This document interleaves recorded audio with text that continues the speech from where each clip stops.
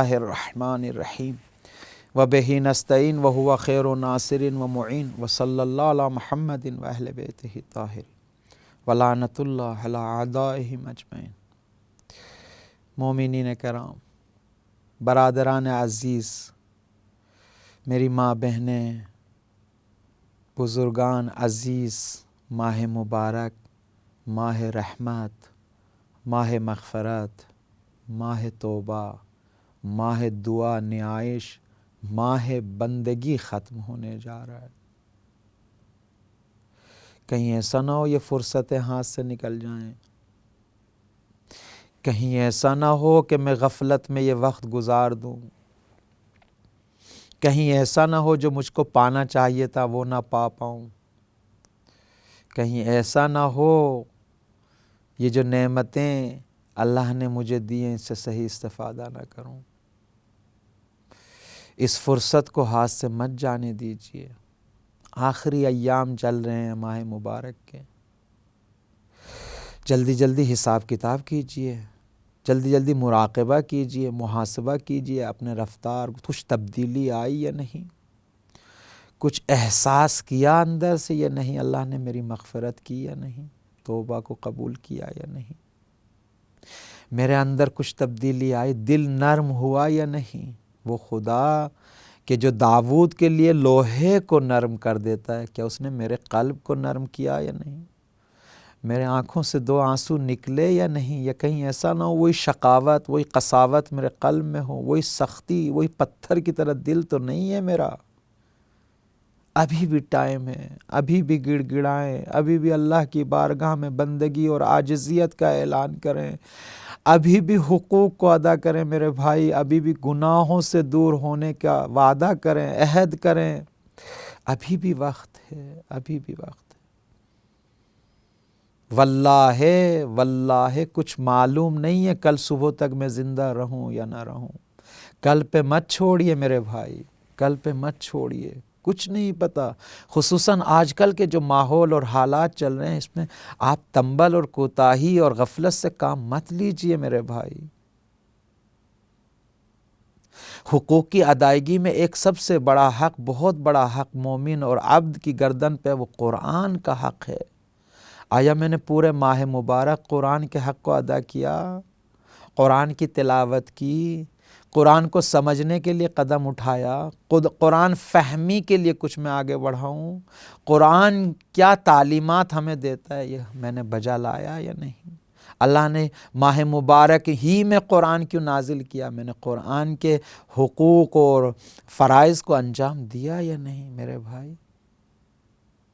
یہ جو قرآن شفا ہے قلوب کے لیے، یہ جو قرآن نور ہے ہدایت کے لیے، یہ جو قرآن دستور العمل ہے اللہ کا، یہ جو قرآن اللہ اپنے بندے سے جس کے ذریعے سے گفتگو کرتا ہے، میں نے اللہ کا نجوہ گفتگو سنی یا نہیں؟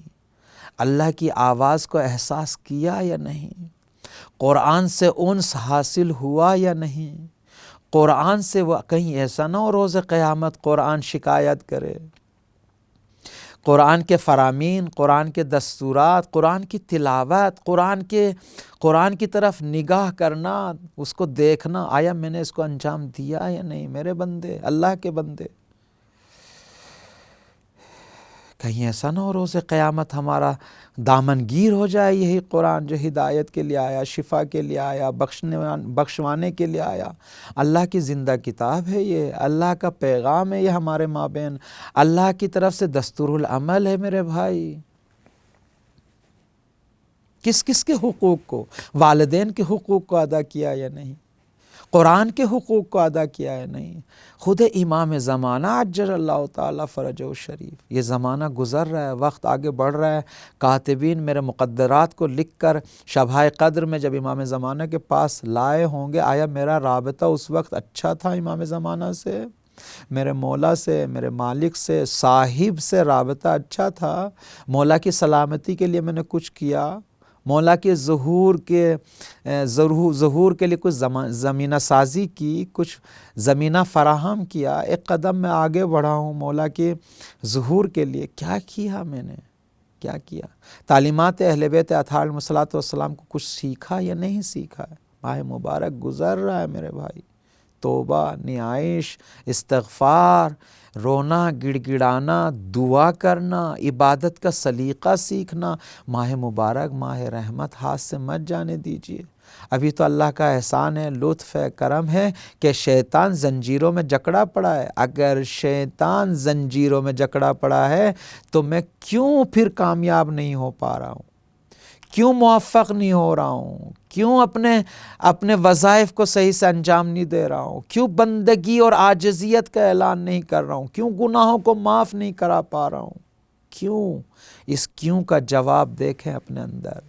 کہیں ایسا نہ ہو نفس امارہ جو میرے اندر شیطان بیٹھا ہوا ہے وہ مجھ کو پریشان کر رہا ہو، وہ نفس جو برائیوں کی طرف دعوت دیتا ہے، وہ نفس جو سرکشی لاتا ہے، طغیان لاتا ہے، وہ نفس عزیزو اس نفس کو کچلیے، جب تک نہیں کچلیں گے وہ تمہیں کچل دے گا، جب تک نہیں کچلیں گے وہ تمہیں کچل دے گا۔ اس نفس پہ غالب آنا پڑے گا، غالب آنا پڑے گا۔ نفس پہ غالب نہیں آئیں گے، نفس امارہ پہ قدم رکھیں گے، ان شہوتوں کا چاہنا، اس دنیا سے دل لگی کو چاہنا کیسے، کب تک؟ پس یہ نفس ہے میرے اندر جو مجھے آج بھی گناہوں کی طرف دعوت دے رہا ہے۔ میری سمجھ میں نہیں آتا، اگر میں نے گناہ کیا ہے تو آنسو بہا بہا کے، گڑ گڑا کے، رو رو کے کیوں میں مغفرت کی دعا نہیں کر رہا ہوں، کہ توبہ کی دعا نہیں کر رہا ہوں؟ شرم آتی ہے آپ کو؟ شرم آتی ہے استغفار کرتے ہوئے؟ شرم آتی ہے توبہ کرتے ہوئے؟ بھی مالک کے سامنے، بندے عبد خدا اپنے مالک کے سامنے کوئی شرم آتا ہے؟ عجیب ہے، جب گناہ کرتے ہوئے نہیں شرمائے تو بخشش کے لیے دعا کرتے ہوئے کیوں شرما رہے ہیں؟ توبہ کرتے ہوئے کیوں شرما رہے ہیں؟ حضرت آیت اللہ بہجت فرماتے ہیں یہ مہینہ استغفار کا ہے۔ اگر کوئی انسان کامیاب ہو جائے، استغفار استغفار استغفار، طلب مغفرت، طلب بخشش، توبہ توبہ انابہ۔ گناہ کیا ہے یہ پوری کائنات، علم یعلم بان اللہ یرا، چھپ چھپ کے گناہ کرتے ہیں انسان، جسارت کرتے ہیں، چھپ چھپ کے گناہ کرتے ہیں، کھل کے گناہ کرتے ہیں۔ اللہ کی آنکھیں ہر جگہ موجود ہیں۔ ان خلواتکم عیونہ، تمہاری خلوتیں، تنہائیاں اللہ کی آنکھیں ہیں۔ شرم کیجئے، شرم کیجئے۔ جب گناہ کرتے ہوئے نہیں شرم کی تو پھر طلب مغفرت کے لیے کیوں شرما رہے ہیں؟ کیوں توبہ نہیں کر رہے ہیں؟ کیوں مغفرت نہیں کر رہے ہیں؟ ماہ مبارک ختم ہونے کو ہے، خدایا اس طریقے سے گڑ گڑائیں، خدایا، مولایا، مولایا، یا رب العاف العاف۔ کیا ہوئی؟ آیا ماہ مبارک میں مجھے توفیق ہوئی نماز شب پڑھنے کی؟ آیا قرآن کی تلاوت کرنے کی توفیق ہوئی؟ آیا دل نرم ہوا؟ آیا اچھے کام کرنے کے لیے احساس وجود میں آیا؟ آیا جس کے حقوق پامال کیے اس سے معافی مانگنے کا جذبہ آیا یا نہیں؟ آگے بڑھیے میرے بھائی، آگے بڑھیے، شستشو کیجئے، اس ہوا و ہوس کو پامال کیجئے، قدموں کے نیچے کچلیے میرے بھائی، ٹائم نہیں ہے، ختم ہونے کو ہے۔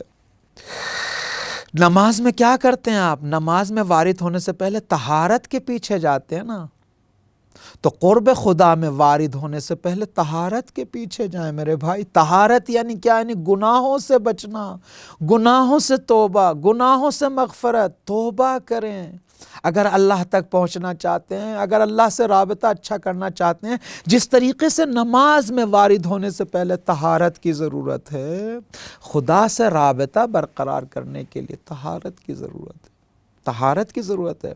جب تک طہارت نہیں ہوگی مناجات نہیں ہوگی، جب تک طہارت وجود میں پاکیزگی نہیں ہوگی نجوہ نہیں ہوگا، آنسو نہیں آئیں گے میرے بھائی، آنسو نہیں آئیں گے۔ دو حصے ہیں، پہلا حصہ طہارت میں، دوسرا حصہ ملاقات میں۔ اگر آپ پاکیزہ ہو جاتے ہیں فوراً خدا سے ملاقات ہے، لقاء ہے، قرب ہے، تقرب ہے، مناجات ہے، نجوہ ہے، خدا سے رابطہ ہے، خدا سے رابطہ ہے۔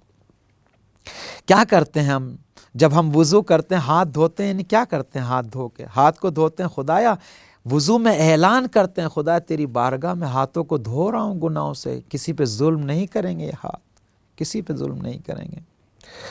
جب چہرے کو دھوتا ہوں تو کیا کرتا ہوں؟ چہرے کو خدایا اس کو شستشو کر رہا ہوں، میں اپنے چہرے کو دھو رہا ہوں، تیرے غیر سے دھو رہا ہوں، فقط تیری طرف لانا چاہتا ہوں، غیر کی طرف نہیں جانا چاہتا ہوں۔ اس چہرے کو دھو کر ہر غفلت سے دھو رہا ہوں خدایا، ہر غفلت سے دھو رہا ہوں، تیرے علاوہ جتنی بھی نجاستیں کثافتیں سب کچھ ہیں، وضو کے ذریعے سے اس چہرے کو دھونے کے فقط یہ چہرہ میں نورانی کر رہا ہوں۔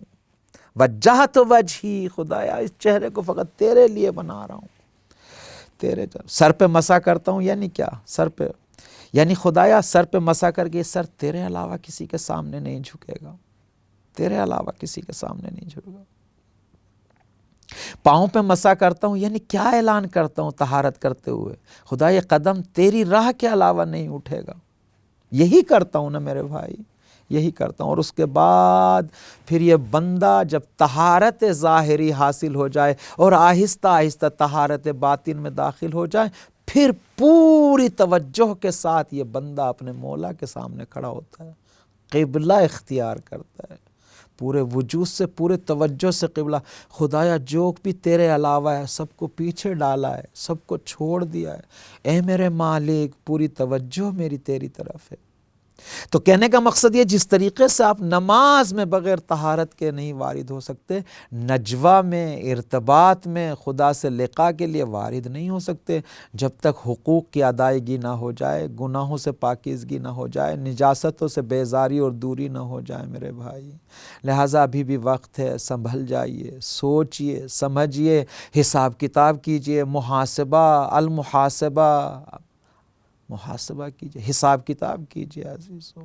ماہ مبارک گزرنے کو ہے، ختم ہو جانے کو ہے، سحر کا وقت ہے، ابھی بھی ٹائم ہے۔ ایک آہ کیجئے اپنی اللہ کی راہ بارگاہ میں، خدایا یا رب العاف العاف۔ والسلام علیکم ورحمۃ اللہ وبرکاتہ۔